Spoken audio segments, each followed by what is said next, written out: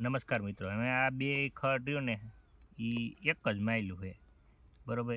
તમને જો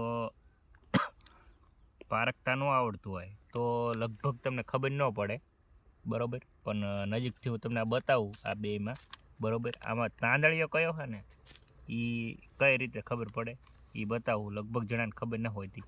જોવો તમે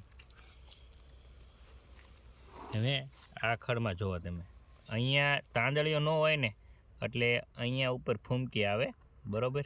પાન બેના સેમ ટુ સેમ જ હોય છે બરાબર. અને તાંદળિયામાં શું ફરક પડે તો તાંદળિયામાં ફૂમકી ના આવતી. તમે જુઓ ઠેઠ સુધી પાંદ જ આવે અને આ રીતનો એનો ફાલ હોય છે બરાબર, છેક સુધી. જુઓ તો આ રહ્યો એ તાંદળિયો છે અને આ બીજું ખડ છે કોઈ પણ. હવે બેના મૂળમાં પણ જુઓ તમે, બે સેમ ટુ સેમ જ હોય છે બે મૂળ. તો મૂળ ઉપરથી તમને નહીં ખબર પડે કે કયો તાંદળિયો હોય કે કાંઈ નહીં બરાબર.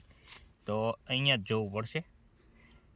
આને બીજા કોઈ પણ ખડને તમે જોઈશો ને તો ફૂમકી આવશે, તાંદળિયાને ફૂમકી નહીં આવે બરાબર. તો તાંદળિયાને ઓળખ આ રીતે થવાની છે બરાબર. તાંદળિયાની ભાજી કોને કોને ખાધી છે બરાબર તો એ કોમેન્ટ કરજો.